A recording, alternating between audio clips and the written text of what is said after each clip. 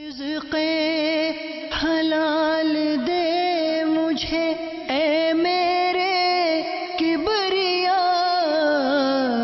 دیتا ہوں تجھ کو واسطہ تیرے حبیب کا، دیتا ہوں تجھ کو واسطہ تیرے حبیب کا۔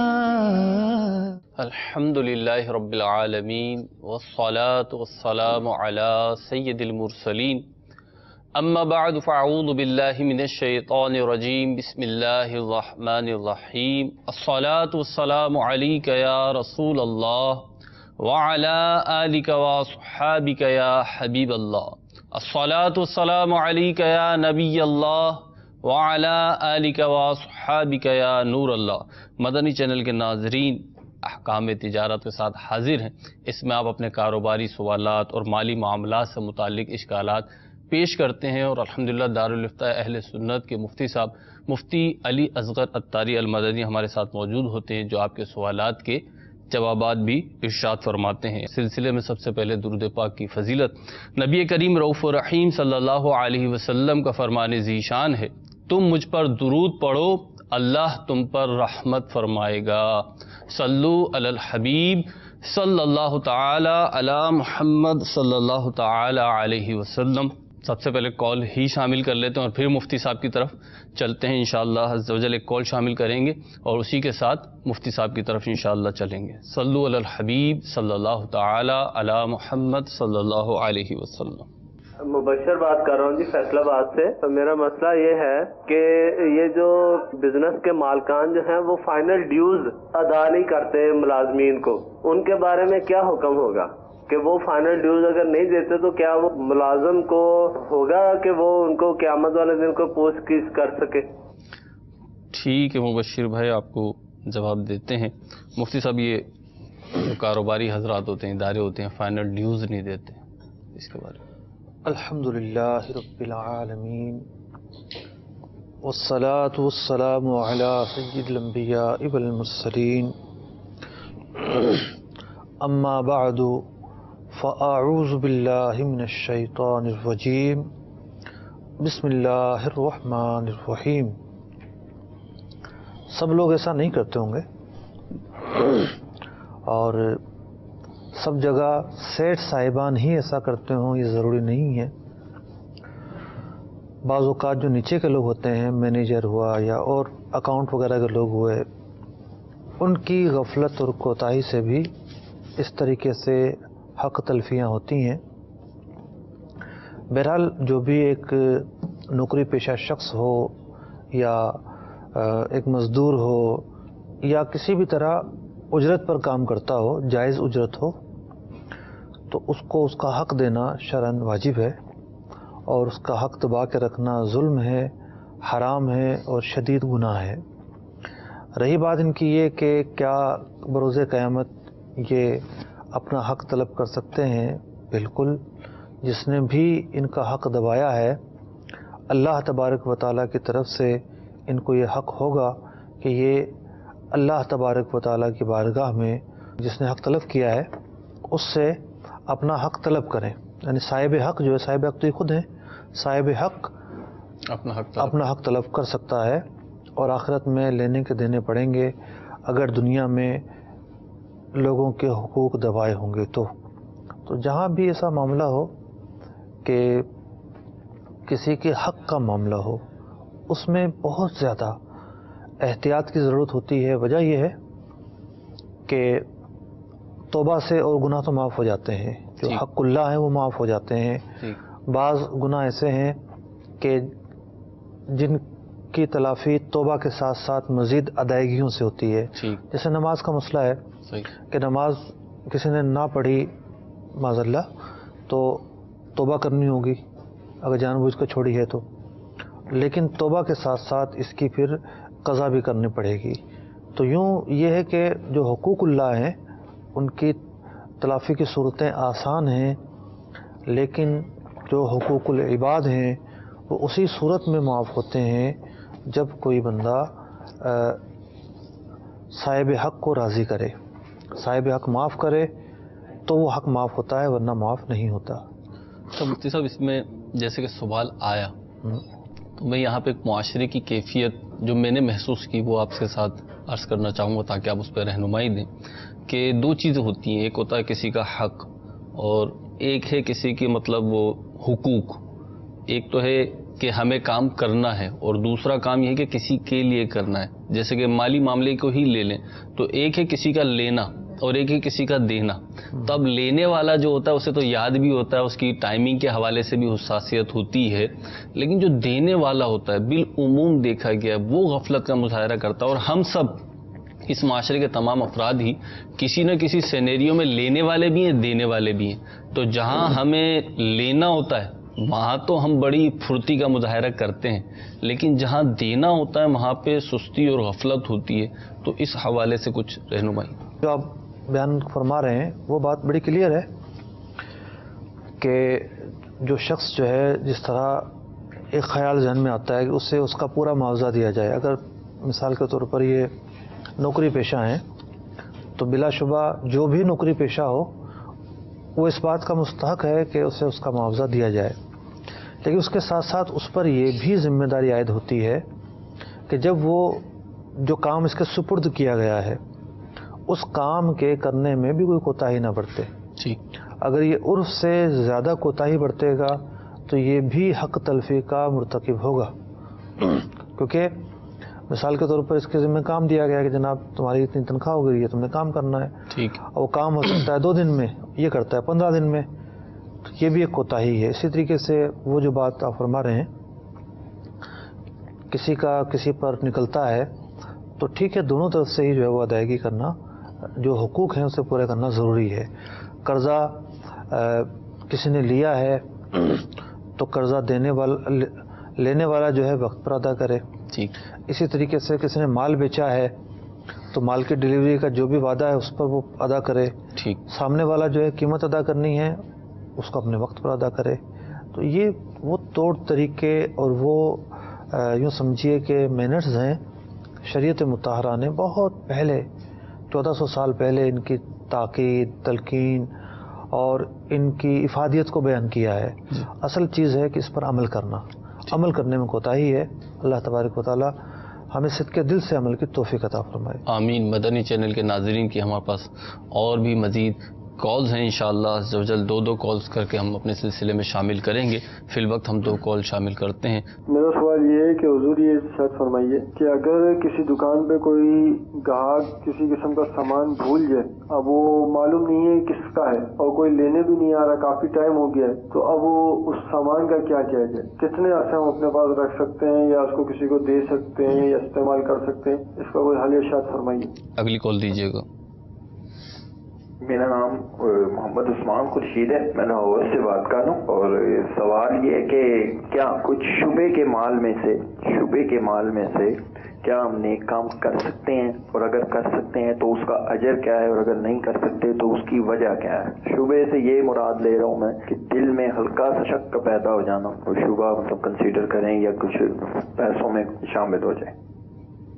ٹھیک ہے عثمان بھائی، آپ کا سوال بھی ہم مفتی صاحب کے سامنے رکھتے ہیں اور مفتی صاحب سے اس کا جواب لیتے ہیں۔ مفتی صاحب، یہ پہلا سوال جو تھا کہ دکان پہ سامان بھول گیا، ایسے جو مال کو مال لقطہ کہتے ہیں، جی، تو لقطہ جو ہے گرے پڑے مال کو کہا جاتا ہے۔ اسی طریقے سے کوئی سامان بھول جائے کسی کی دکان پر، وہ بھی لقطے ہی کے حکم میں ہے۔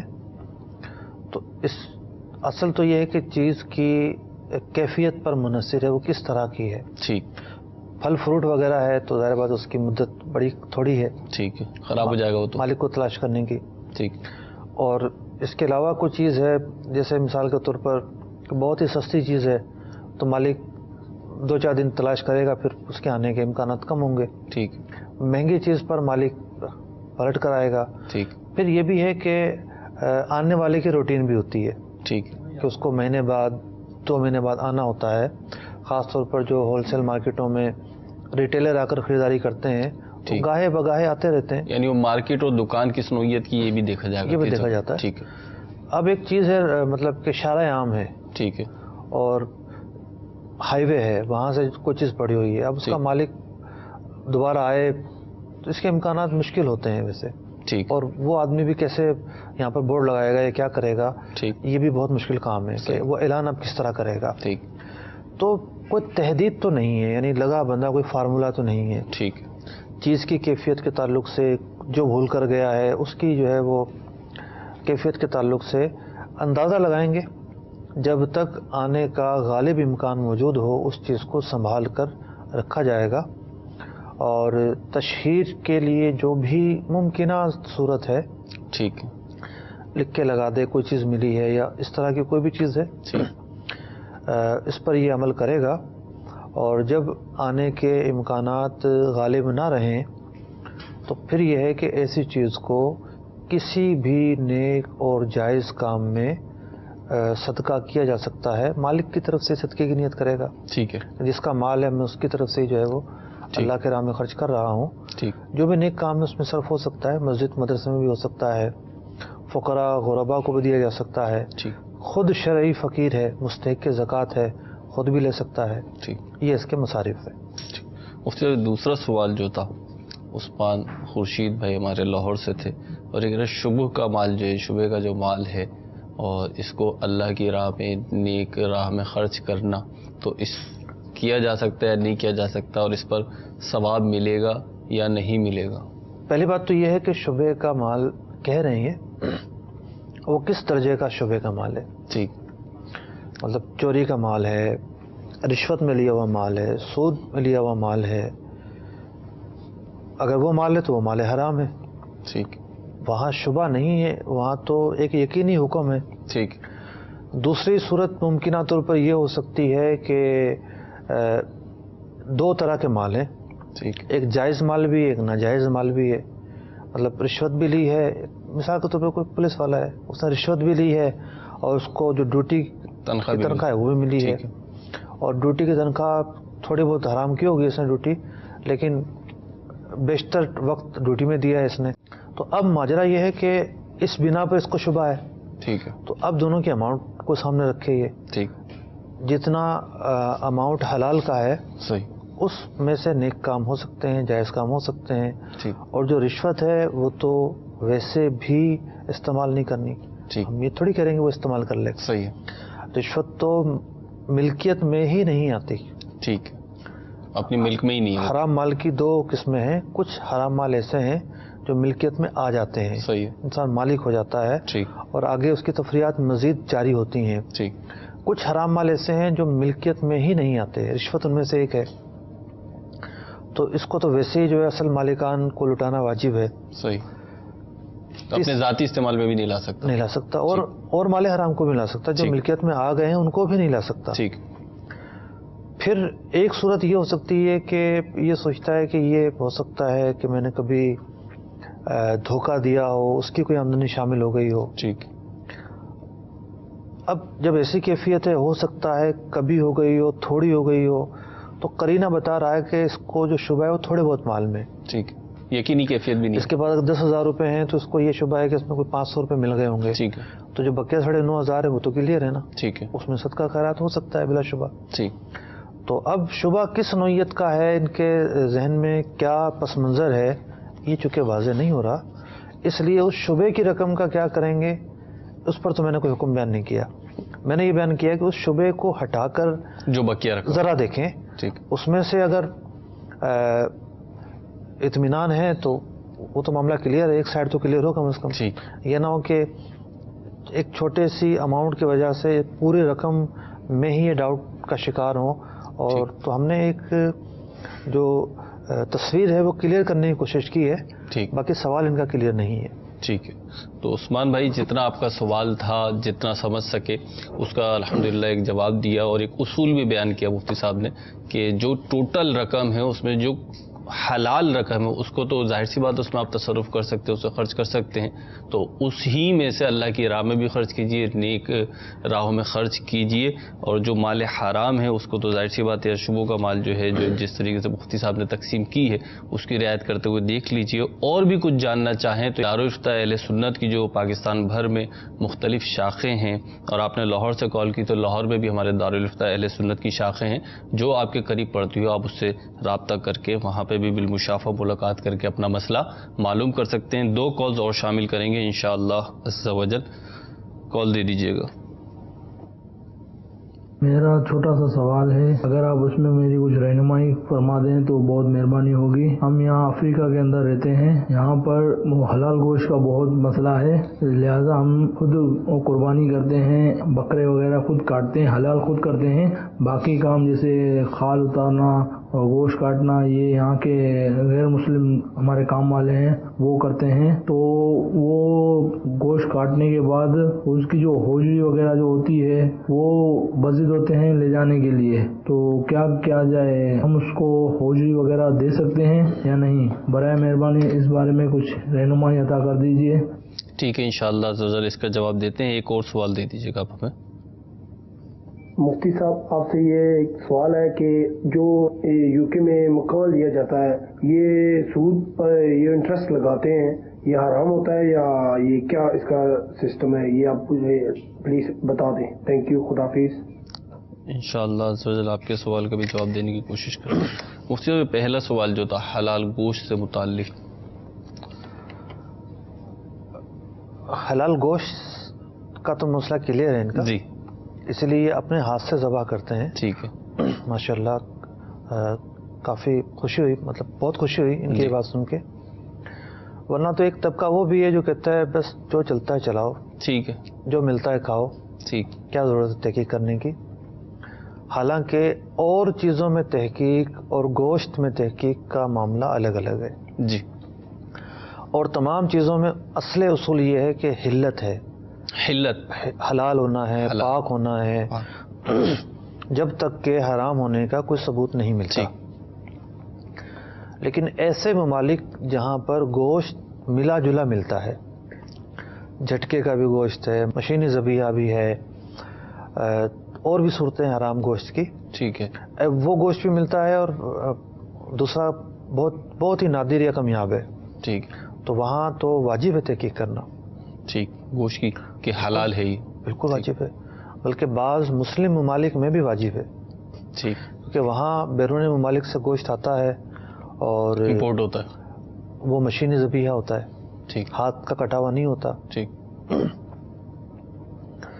تو کہنے کا مقصد یہ ہے کہ گوشت کے معاملے میں بالکل احتیاط کا پہلو اختیار کیا جائے گا. اور ایسے ممالک میں بعض اوقات مرغی کے گوشت کے زیادہ مسائل ہوتے ہیں، ٹھیک. کیونکہ وہ اوپنلی کاٹنے کی اجازت نہیں ہوتی، سلاٹر ہاؤس میں ہی کٹتی ہیں، اور اسی لیے لوگ جو ہے وہ مختلف کمپنیوں کی مرغی لینے پر مجبور ہوتے ہیں. ٹھیک. لیکن نواحی علاقوں کے اندر شہر سے نکل کر دور دراز اس طرح کی سہولتیں مل جاتی ہیں. ٹھیک. لیکن روزانہ کون نکلے کون جائے، یہ مشقتیں ہیں نو ڈاؤٹ. جو انہوں نے طریقہ اختیار کیا ہے چھوٹے جانور کے اندر، تو یہ سہولتیں تو تقریباً ہر شہر میں ہوتی ہیں، یو کے میں بھی اور افریقہ وغیرہ میں بھی ہیں، کینیڈا میں بھی ہیں، ممکن ہے امریکہ میں بھی ہوں، کہ آپ سلاٹر ہاؤس میں جا کے اپنا جانور خود ذبح کروا کر گوشت لے آئیں. ٹھیک. اس میں ایک احتیاط یہ رکھنا ضروری ہے کہ چونکہ وہ جو سامنے والے لوگ ہیں وہ اجیر مشترک ہیں. ٹھیک ہے. مطلب یہ سلاٹر ہاؤس میں جب ہم جا رہے ہیں، ہاں آپ نے کچھ دیر کے لیے ان کو ہائر کیا ہے، بس ٹھیک.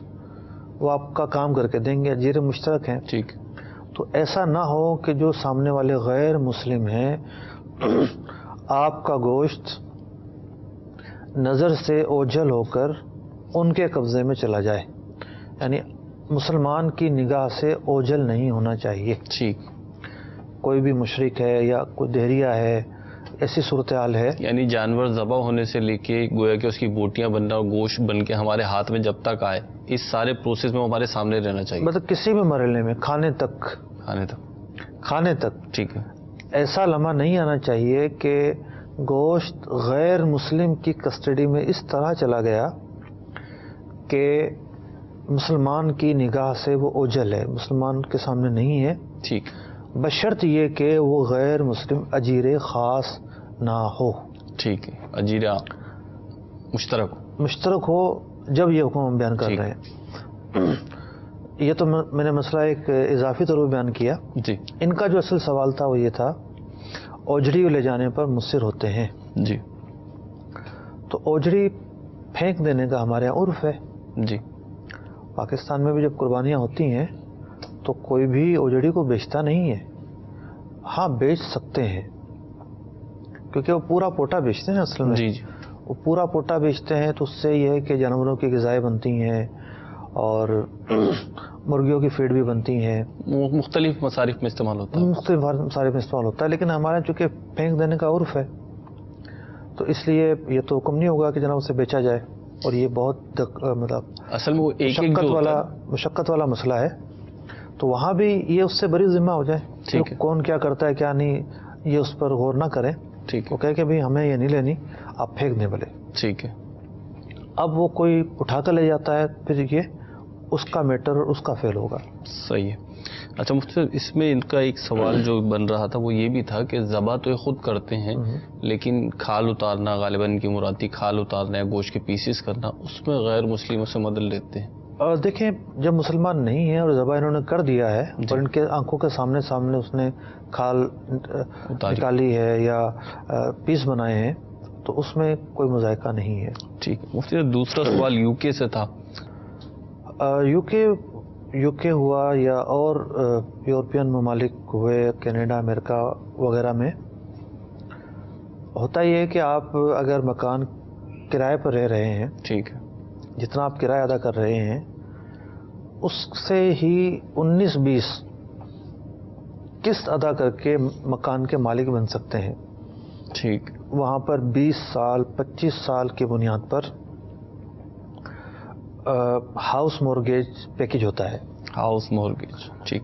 تو اس پیکج کے اندر جو ہے وہ لوگ گھر لیتے ہیں.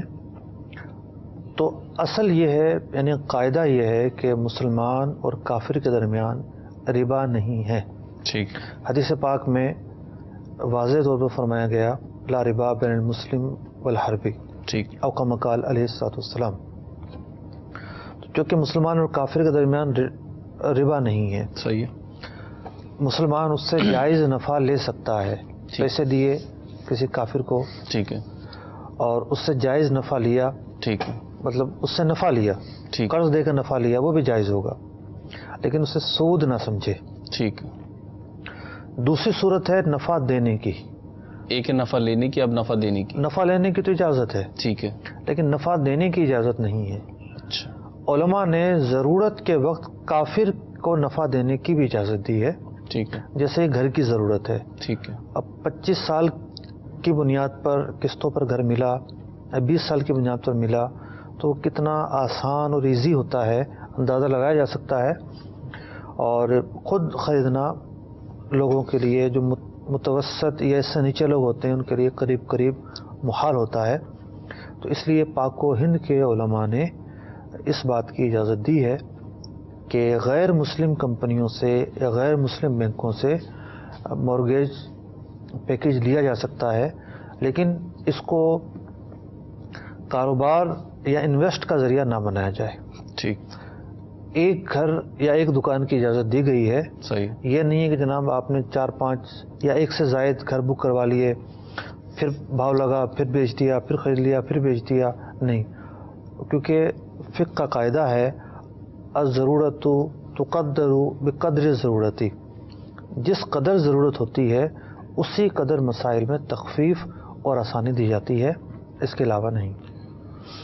ٹھیک ہے. تو ہمارے یو کے جو اسلامی بھائی تھے ان کو بھی ایک تفصیلی جواب مل گیا. مزید کال شامل کرتے ہیں اور دیکھتے ہیں ہمارے مدنی چینل کے ناظرین ہم سے کیا سوال کر رہے ہیں. کال دے دیجیے گا ہمیں 2 ایک ساتھ. جی میں ارکانہ سے نور مصطفیٰ بات کر رہا ہوں زورانی. میرا یہ سوال ہے کہ ٹائم پہلے ہم نے ایک پلاٹ کا سودا کیا تھا دوسری پارٹی سے, تقریباً 5 یا 6 لاکھ پہ وہ ہمارا پلاٹ کا سودا ہوا تھا, لیکن ان لوگوں نے ٹوکن کے طور پر ہمیں 10,000 دیے تھے اور کہا تھا 2 مہینے کے بعد بقایا پیمنٹ دے کے پلاٹ کی ڈاکیومنٹ ہوتے ہیں وہ بنوائیں گے. لیکن کچھ دنوں بعد اس پارٹی نے کہا کہ ہمیں پلاٹ نہیں چاہیے, ٹوکن کے طور پہ آپ لوگ 10,000 دیے تھے وہ آپ اپنے پاس رکھ لیں. شرعی لحاظ سے رکھنا چاہیے یا اس پارٹی کو واپس کرنے چاہیے؟ ذرا اس پہ ہمیں کلیئر کر کے دیں تاکہ وہ ہمارے من کا جو بوجھ ہے وہ ختم ہو سکے. ٹھیک ہے جی نور مصطفیٰ بھائی، آپ کو جواب دیتے ہیں تاکہ آپ کے من کا بوجھ ختم ہو سکے. ایک اور کال شامل کریں گے اور پھر آپ کا جواب مفتی صاحب سے لیں گے. میرا نام محمد سلیم عطاری ہے. میں ضلع بھاولپور مہراول سے سوال عرض کر رہا ہوں. میرا مفتی صاحب کی خدمت میں یہ سوال ہے، کسی شخص نے کسی کمپنی کے تھرو کاروبار کیا تھا تو مارکیٹ میں کاروبار کو اٹھانے کے لیے کمپنی نے اسے یہ آفر کی کہ آپ مارکیٹ میں ادھار دیں، ہم آپ کا ساتھ دیں گے. تو جب اس شخص نے کمپنی کی طرف سے یہ آفر ملنے پر ادھار اس نے مارکیٹ میں دی اور اس کے پاس جو بھی جمع پونجی تھی اس میں لگا دی، لیکن اسی کمپنی کو کسی اور پارٹی کی طرف سے پیسہ وافر مل گیا، اس کمپنی نے اس بندے کو چھوڑ کر کسی اور سے رابطہ کر لیا، تو اس کا یہ حال ہے کہ مارکیٹ میں جو اس کا پیسہ ادھار پھنس گیا ہے تو نہ ہی وہ اس کو پیسہ مل پا رہا ہے اور نہ ہی اس کا کوئی کاروبار چل رہا ہے. قانونی طور پر اس کا کوئی ساتھ نہیں دیتا. شرعی طور پر اب وہ کیا کر سکتا ہے؟ یہ کرنا چاہتا ہے کہ کسی کو اس کاروبار کی یعنی طریقے میں پھنسا کر اور اس کو چھوڑ دیا جائے. اس معاملے میں جواب ارشاد فرما دیجیے. جزاک اللہ خیرہ. انشاءاللہ عز و جل. سلیم بھائی مفتی صاحب سے جواب لیتے ہیں. مفتی صاحب، پہلا سوال نور مصطفیٰ بھائی تھے لڑکارا سے، اور یہ پلاٹ کے ٹوکن کا بیانی کا بات کر رہے تھے. ٹوکن کا مطلب ہوتا ہے سودا ڈن ہو گیا. ٹھیک. جب کیونکہ ایک مرحلہ ہوتا ہے کہ بات چیت چل رہی ہوتی ہے، قیمت کم زیادہ کا مرحلہ ہوتا ہے، جی. فائلوں کے جو ہے وہ ویریفائی کروانے کا سلسلہ ہوتا ہے. لیکن جب سودا ڈن ہو گیا اس کے بعد فریقین کی رضامندی کے بغیر یہ سودا ختم نہیں ہو سکتا. ٹھیک ہے. ایک فریق یہ کہے کہ میں نے ختم کر دیا، نہیں، اس بات کی کوئی گنجائش نہیں ہے. ٹھیک. معاہدے جو ہے وہ اس دین اسلام میں بہت اہمیت رکھتے ہیں. اگر معاہدے نہ ہوں تو پھر تو سارا بگاڑ پیدا ہو جائے. ٹھیک. اب آپ دیکھیں کہ زنا اور نکاح کے درمیان کیا فرق ہے. یہی معاہدہ ہی ایک طرح. زنا جو ہے وہ ایک ایسا کام ہے کہ شریعت نے مطالعہ نے اسے حرام قرار دیا ہے. ٹھیک ہے. نکاح اس کو کہتے ہیں عقد نکاح. ٹھیک ہے. شریعت کا بتایا ہوا ایک طریقہ ہے. ٹھیک ہے. اس کے بعد جو ہے وہ ایک دو ڈاکو آپس میں معاہدہ کریں کہ ہم جو ہے وہ لوٹیں گے اتنا یہ کریں گے. یہاں اس معاہدے کی بات نہیں ہو رہی. ٹھیک ہے. یہاں وہ معاہدے ہیں جو شریعت نے سکھائے ہیں، ان کی تعلیم دی ہے. یہی تعلیم جو ہے ان معاہدوں کا فرق واضح کرتی ہیں. ٹھیک. جو چور اور چکے معاہدے کرتے ہیں، بھتے لینے والے معاہدے کرتے ہیں، ایریاز بھی تقسیم ہوتے ہیں لوگوں کے. جی. معاہدے تو وہ بھی ہیں لیکن نہیں، وہ شرعی معاہدے نہیں ہیں. ٹھیک. تو جو شریعت کے معاہدے ہیں انہیں توڑنا اتنا آسان تھوڑی ہے. ٹھیک. ان کے توڑنے پر حقوق تلفی ہوگی، حقوق اللہ تلف ہونے کا معاملہ ہوگا. تو اس لیے بہت سوچ سمجھ کر چلنے کی حاجت ہوتی ہے. ٹھیک. اب ان کے سامنے دو راستے ہیں. ایک راستہ تو یہ ہے کہ یہ اپنے سودے پر قائم رہے. ٹھیک. اور کسی بھی طرح سامنے والے پر اخلاقی بنیادوں پر پریشر ڈالیں. سودا ہو چکا ہے لہذا اب اس کی تکمیل ضروری ہے. صحیح. اگر یہ سمجھتے ہیں کہ نہیں ایسا ہونا ممکن نہیں ہے، بہت بگاڑ معاشرے کے اندر آ گیا ہے اور یہ لوگ 10,000 روپے تو چھوڑ دیں گے، الٹا جو ہے مجھے ہزاروں روپے کا خرچہ کرنا پڑ جائے گا بلا وجہ میں. ٹھیک. تو پھر یہ اس معاہدے سے وڈرا ہو جائے. یعنی وہ فریق تو کہہ چکا ہے کہ میں سودا کینسل کیا. ٹھیک. یہ بھی یہ سودا کینسل کرتے ہوئے اس معاہدے کو ختم کر دیں. اور چونکہ 10,000 روپے دیے گئے تھے اس پلاٹ کی یا فلیٹ کی پیشگی قیمت کے طور پر. ٹھیک ہے. جب معاہدہ ختم ہو گیا تو اب پلاٹ انہوں نے لینا ہی نہیں ہے یا اس نے دینا ہی نہیں ہے، تو پھر ان 10,000 روپے کا کوئی مصرف نہیں ہے سوائے اس کے کہ یہ اصل مالک کو واپس کیے جائیں گے. یہ نہیں رکھ سکتے آپ. بیانہ ضبط کرنا ظلم ہے، گناہ کا کام ہے. اگر معاہدہ نہیں ہوتا تو بیانہ واپس کرنا ضروری ہوگا. اچھا مفتی صاحب، اگر یہاں یہ کہا جائے کہ جس پارٹی نے دیے ہیں وہ بخوشی کہہ رہی ہے کہ تم رکھ لو، تو کیا ہوگا؟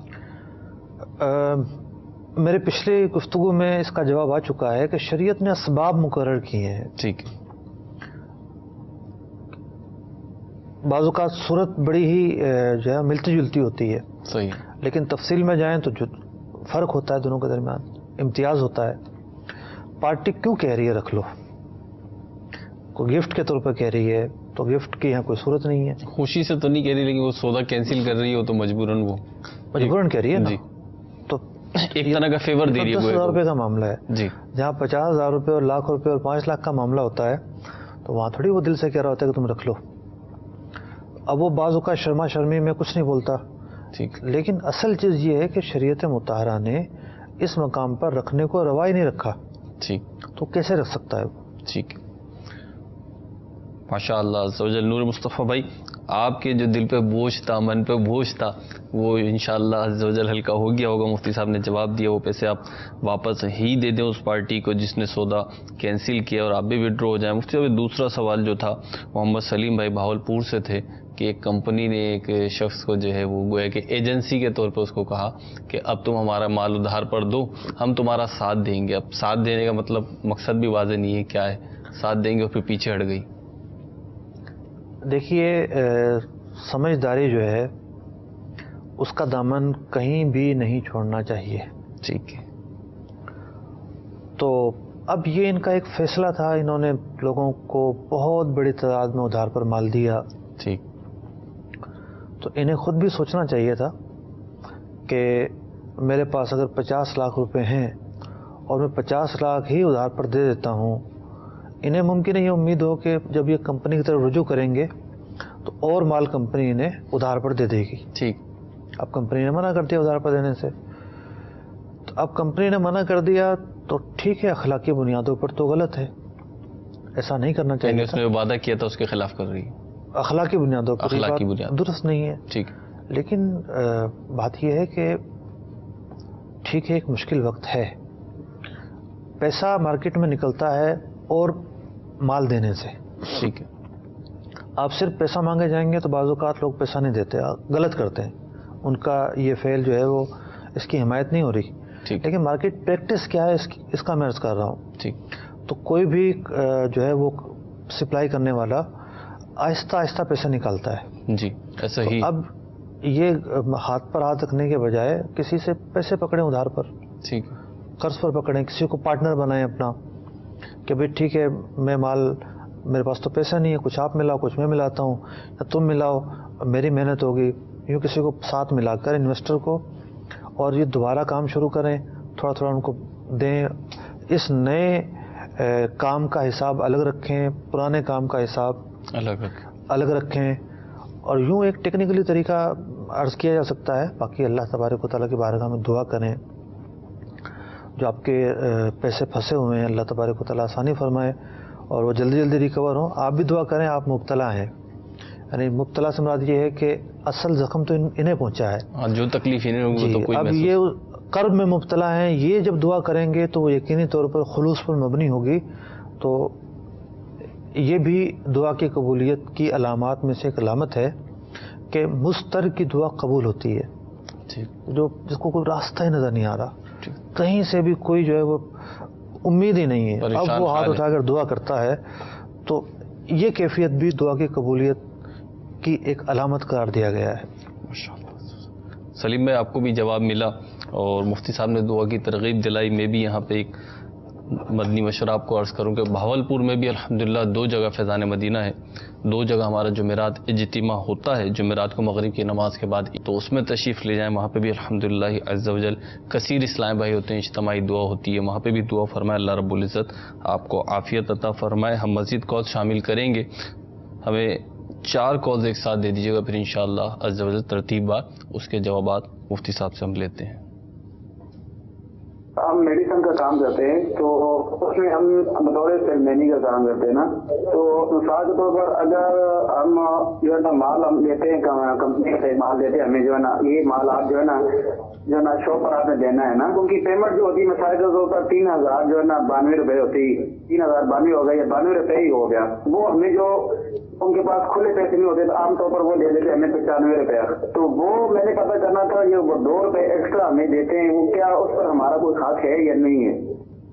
ٹھیک ہے جی, ہم آپ کو اس کا جواب دیتے ہیں. دوسری کال دے دیجیے گا.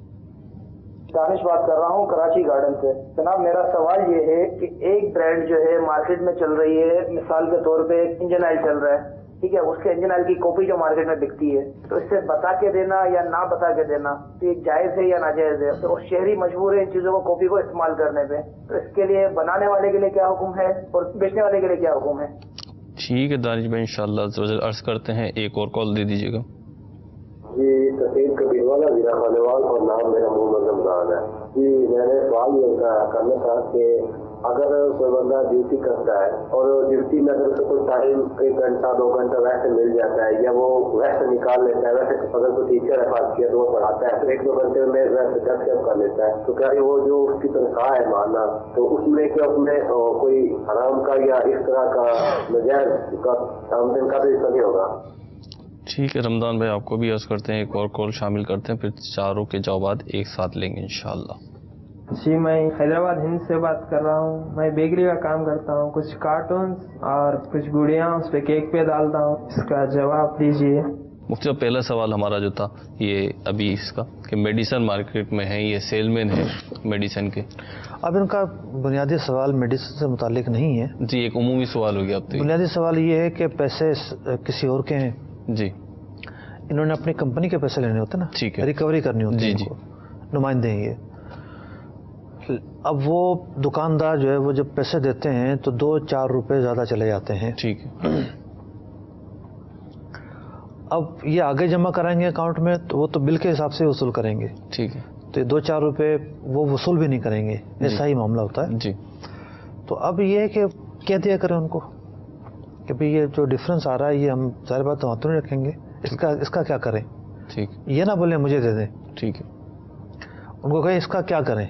ठीक है, अगर वो मांगता है आपसे तो आप उसको अदा करें, जेब में रेज़गारी रखा करें। अगर वो कहता है कि नहीं भाई ठीक है मैंने आपको दिया, ठीक, तो उससे अल्फाज, अगर वो अल्फाज कह देता है तो ठीक है, वो फिर इनके लिए इजाज़त, इनकी मिल्कियत हो जाएंगे वो। ठीक। तो दूसरा सवाल था मुफ्ती साहब हमारा, दानिश भाई थे गार्डन से, कि ब्रांडेड कंपनीज होती हैं और ये सिर्फ इंजन ऑयल में नहीं है, बहुत सारी चीज़ों में ब्रांडेड कंपनी होती है, तो डुप्लीकेट कॉपी बना लेते हैं, कॉपी तैयार करती हैं जी। एक खुशगवार हैरत है अल्फाजों की कितनी अहमियत होती है जी। यानी नाच मुजरे को अगर आप कहें सकाफत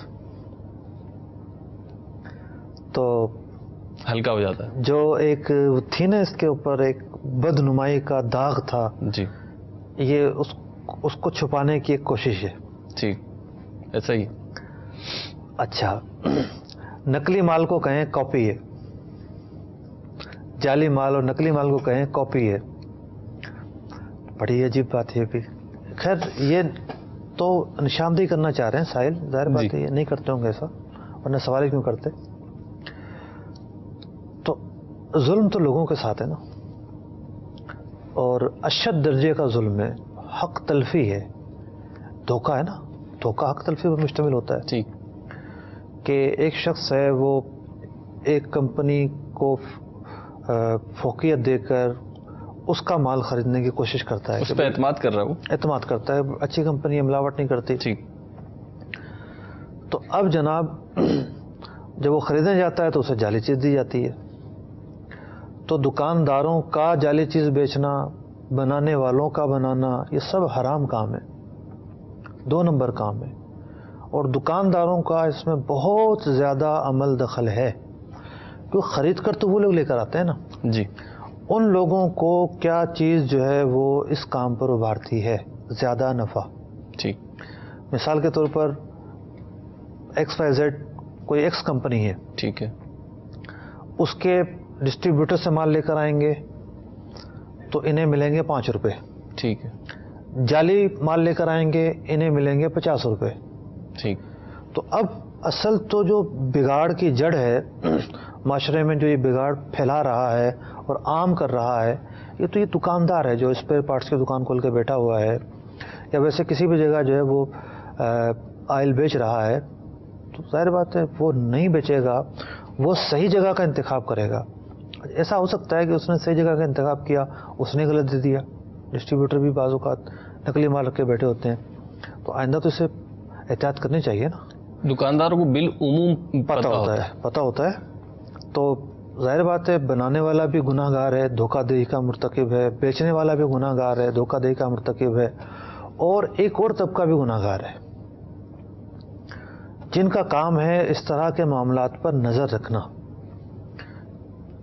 جن کا کام ہے لائسنس دینا، لائسنس دینا کہ ہر گھر میں تھوڑی فیکٹری قائم ہو سکتی ہے، آئل تھوڑی بک سکتا ہے، لیکن بن رہا ہوتا ہے، پیکنگ ہو رہی ہوتی ہے۔ چھپائی والے گناہگار ہیں جو اپنا جعلی جو ہے وہ ناموں کے ساتھ، مطلب کسی اور کی کمپنی کے نام چھاپ چھاپ کر دے رہے ہوتے ہیں، وہ بھی گناہگار ہیں، وہ بھی حرام کام میں معاونت کے مرتکب ہیں۔ اس میں جو کام کرنے والے لوگ ہیں وہ بھی جو ہے اس کام کے اندر جو معاونت ہو رہی ہے اس میں براہ راست ان کا حصہ موجود ہے، جو معاون بن رہا ہے۔ کتنا بڑا طبقہ دیکھیں ملا ہوا ہے۔ اس آئل ملنا جو ہے نا کراچی شہر کے اندر، اصلی آئل ملنا بہت بڑا جو ہے وہ مارکت الارا کام ہے۔ آپ پہچان ہی نہیں سکتے کہ جناب یہ آئل اصلی ہوگا یا نکلی ہوگا۔ پہچان ہوتی مشکل ہے، اسی لیے عوام دھوکے میں پڑ جاتے ہیں۔ اور وہ یہ جو ڈپلیکیٹ کا لفظ انہوں نے کہا یا کاپی کا لفظ کہا، تو واقعی میں یہ ایسی کاپی ہوتی ہے کہ عوام تو مطلب اتنی آسانی سے نہیں پہچان پاتے بیچارے۔ مارکیٹوں میں کسی نے مجھے بتایا ایسا بھی ہوتا ہے کہ دو چیزیں سامنے رکھ دیتے ہیں، دو چیزیں سامنے رکھتے ہیں، کسٹمر پوچھتا ہے نا اوریجنل کون سی، تو ہوتی وہ دونوں ہی کاپی یا جعلی ہیں، کہتے ہیں یہ اوریجنل ہے یہ کاپی ہے۔ اب وہ بیچارہ اوریجنل سمجھ کے لے جاتا ہے کیونکہ پہچان تو ہے نہیں، دیکھنے میں دونوں ایک جیسی ہوتی، دونوں کاپی ہیں۔ یہ بھی ایک ٹیکنیک ہے۔ بہت جھوٹ بولتا ہے۔ میرا ایک جانا ہوا پچھلے دنوں ایک سپر اسٹور پر، تو میں نے کسی چیز کے بارے میں پوچھا یہ کیا ہے، تو ایک نے مجھے کہا کہ یہ امپورٹڈ چیز ہے، دوسرا سیل مین آیا اس نے کہا یہ لوکل ہے یہ امپورٹڈ ہے۔ ایک ہی 2 منٹ کے فرق سے ان کی زبان بدل گئی۔ تو اب یہ ماحول ہے، نازک معاملات ہیں۔ اللہ اکبر کبیر۔ اللہ تعالی ہمیں شریعت اسلامیہ کی پیروی کرنے کی توفیق عطا فرمائے انشاءاللہ۔ جب اس کی پیروی کریں گے تو ہماری مارکیٹوں میں بھی نا مدنی بہاریں آ جائیں گی انشاءاللہ، اصلی چیزیں ملنا شروع ہو جائیں گی۔ مفتی صاحب اگلا سوال تھا ہمارا یہ رمضان بھائی تھے خانوال سے کہ ڈیوٹی میں 1 گھنٹے کی بچت کر لیتا ہے، بچا لیتا ہے 1 گھنٹہ اپنا سیو کر لیتا ہے کچھ، تو ان کی جو آمدنی ہے اس پہ؟ بڑا ہی مشکل سوال ہے یہ، کیونکہ بعض اوقات گنجائش ہوتی ہے۔ جیسے انہوں نے سوال کو کلیئر کیا کہ یہ پڑھا رہے ہیں، پڑھاتے ہوئے گپ شپ ہو گئی، اب ممکن ہے وہ جو وقفہ دیا جاتا ہے ہاف ٹائم جو ہوتا ہے اس میں گپ شپ مراد لے رہے ہوں، یا یہ ہے کہ بچوں کے اگزام ہو رہے ہیں ٹھیک، اور 2 ٹیچر ساتھ ساتھ چل رہے ہیں ٹھیک، بچے سارے بیٹھے ہوئے ہیں اور 2 ٹیچر بچوں پر نگاہ بھی رکھے ہوئے ہیں اور باتیں بھی کر لی، تو اس طرح کی جو چیزیں ہیں وہ کام میں حرج نہیں بنتی، یہ جو کیفیات ہیں ٹھیک۔ اب اسکولوں کے معاملے میں تو آوا کا آوا بگڑا ہوا ہے۔ ہمارے ایک دوست ہیں وہ ٹیچر ہیں ادھورے سندھ میں کسی جگہ پر، کہنے لگے کہ میں اپنی نوکری کو حرام سے بچانے کے لیے آتا ہوں اور پڑھاتا ہوں، حالت یہ ہے کہ میرے علاوہ پورا عملہ آتا ہی نہیں ہے، سرے سے آتا ہی نہیں ہے۔ اب 100-200 بچے ان کے سر پر ہیں، کیا پڑھائیں گے یہ؟ سب کو پتہ ہے، اوپر سے لے کے نیچے تک سب کو پتہ ہے، جتنے بھی ان پر نگہبان ہیں سب کے اکاؤنٹ میں تنخواہ کا کچھ نہ کچھ حصہ چلا جاتا ہے، پوچھنے والا ہی نہیں ہے۔ ڈمی اسکول کھلے ہوئے ہیں، ڈمی لوگ جو ہیں وہ تنخواہیں لے رہے ہیں، بہت آزمائش ہے۔ بہرحال جہاں ڈیوٹی سپرد کی گئی ہے، جو کام سپرد کیا گیا ہے، اس کام کے کرنے میں کوتاہی نہیں ہونی چاہیے۔ تو مثال کے طور پر ان کو کہا گیا کہ یہ 5 پیریڈ آپ نے پڑھانے ہیں، تو 5 پیریڈ یہ پورے طریقے سے پڑھائیں گے، اس طریقے سے پڑھائیں گے کہ دھیان وہیں رہے گا، کہیں اور توجہ نہیں جائے گی۔ ان کے جو سامنے والے ہیں ان کو توجہ سے پڑھائیں گے تو یہ سمجھ جائیں گے، مطلب یہ ان کو اندازہ ہوگا کہ بچوں کی کیفیات کیا ہیں، وہ بات کو سمجھ رہے ہیں نہیں سمجھ رہے، جو یہ لکھنے کا سکھا رہے ہیں یا حساب کو ریاضی کا قاعدہ بتا رہے ہیں ان کی سمجھ میں آیا نہیں آیا، تو یہ غور کریں گے اس پہ۔ یہ نہیں ہوا کہ آئے آ کر پوچھا 2 اور 2 4 کتنے ہوتے ہیں، 2 اور 2 کتنے ہوتے ہیں 4 چل بھائی، تو پوری توجہ دھیان دیں گے جبھی وہ حق ادا ہوگا۔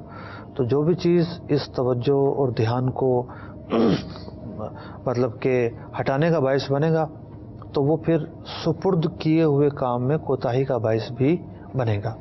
تو اب مشکل سوال یوں ہے یہ کہ ہر فیلڈ کی، ہر شعبے کی ایک جداگانہ کیفیت ہے. اب مثال کے طور پہ کسی کی ڈیوٹی ہے ڈیٹا آپریٹر کی، ٹھیک، اس کے پاس فائل آتی ہے، اب ڈیٹا فٹ کر دیتا ہے، فائل نہیں ہوتی، بیٹھا ہوا ہے. ٹھیک، اب جب بیٹھا ہوا ہے تو اس نے بات چیت بھی کر لی. تو یہ صورتحال اور ہے. تو مختلف نوعیتیں اور مختلف صورتیں نکلیں گی. ٹھیک ہے مفتی صاحب، ہمارا یہ ایک سوال تھا حیدرآباد ہند سے جو آیا کہ بیکری پہ کام کرتے ہیں اور کیک کے اوپر مختلف کارٹونز یا وہ گڑیاں وغیرہ اس ٹائپ کی چیزیں، ڈالز وغیرہ بناتے ہیں. اس سے کارٹون تو دیکھیں نا، آج کل کارٹون کا نام رہ گیا ہے. ٹھیک، آج کل تو کارٹون پوری تصویریں ہوتے ہیں. کارٹون، جس کارٹون کی تصویر بنانا جائز کہا گیا تھا وہ ایسا کارٹون تھا کہ ذی روح کی حکایت نہ کرے. ٹھیک، مثال کے طور پہ یہ ٹیبل ہے، اس ٹیبل کے ہاتھ بنا دیے، یہ ٹیبل ہے. ٹھیک، یہاں دو آنکھیں لگا دی، ہے ٹیبل یہ. ٹھیک، تو اب اس طرح کی کوئی مخلوق نہیں ہوتی. ٹھیک ہے، سب کو پتہ ہے. صحیح. تو اس طرح کا کارٹون ہوگا وہ کارٹون کہلائے گا. ٹھیک. تو پوری 3D کے اندر پوری شکل صورت، اداکاروں کے، کھلاڑیوں کے، فنکاروں کے، ان کے کریکٹر بنائے جا رہے ہیں، تو یہ تصویر ہی ہے. ٹھیک ہے. اور جب یہ ہاتھ سے بنا رہا ہے تو یہ تو وہ درجہ ہے تصویر کا جس میں کسی کو اختلاف نہیں ہے. ٹھیک، یعنی بالکل مجسمہ سازی ہے یہ. تو اس طرح کے کاموں سے اجتناب کیا جائے گا اور بچنا لازمی ہے. ماشاءاللہ جو آپ نے فرمایا یہی درست ہے، لیکن جو دیکھنے کا اتفاق ہوا کہ کیونکہ اس سے بناتے ہیں، کون سے بناتے ہیں، تو ہر کاریگر کا نا ہاتھ اتنا سیٹ ہوتا ہے، اور بالعموم چھوٹی بیکریوں پہ کام کرنے والے جو ہوتے ہیں وہ تو اتنے فنکار ہوتے نہیں ہیں، تو ان سے بنواؤ کچھ بنتا ہے کچھ، ان سے تو اے بھی سیدھا نہیں بنتا ہے. تو اگر ایسی کنڈیشن ہے کہ پھول پتیاں بنا دیتے ہیں، پھول پتیاں وغیرہ اس ٹائپ کی چیزیں بنا دیتے ہیں، تو اس کے تو جواز کا حکم ہو. مطلب جب تصویر کے حکم میں نہیں ہے تو جواز کا ہی حکم ہوگا. جہاں وہ تصویر اور مجسمے کے حکم میں ہوگا تو جواز کا حکم نہیں ہوگا. مدنی چینل کے ناظرین، آج کے سلسلے کا وہ ختم ہوا. اللہ عز و جل ہمیں علم دین سیکھنے، اس پہ عمل کرنے کی توفیق عطا فرمائے. صلو علی الحبیب صلی اللہ تعالی علی محمد صلی اللہ علیہ وسلم. رزق حلال دے مجھے اے میرے کبریا،